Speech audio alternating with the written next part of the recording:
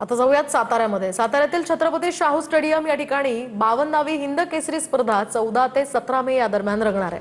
देशभरातून 800 स्पर्धक यामध्ये सहभागी होणार आहेत। तर या आधीच्या हिंद केसरी स्पर्धेच्या बक्षिसांच्या तुलनेत या स्पर्धेला 70 लाख रुपयांच्या बक्षिसांचं वितरण होणार आहे। स्पर्धेचं उद्घाटन केंद्रीय मंत्री नितीन गडकरी यांच्या हस्ते होईल, तर समारोप ज्येष्ठ नेते शरद पवार यांच्यासह मुख्यमंत्री आणि उपमुख्यमंत्र्यांच्या उपस्थितीत पार पडणार आहे।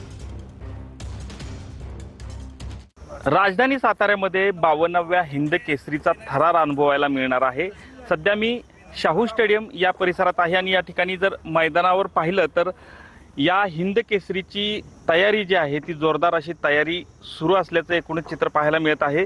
मैदानावर आपल्याला अनुभवायला मिळणार आहे। आपण जर पाहिलं तर मातीचे 3 आखाडे जे आहेत ते या ठिकाणी तयार करण्याचं काम जे आहे ते या ठिकाणी सुरू आहे। जवळपास 800 स्पर्धक या देशभरातून या हिंद केसरी स्पर्धेला हजेरी लावणार आहेत, स्पर्धेमध्ये उतरणार आहेत।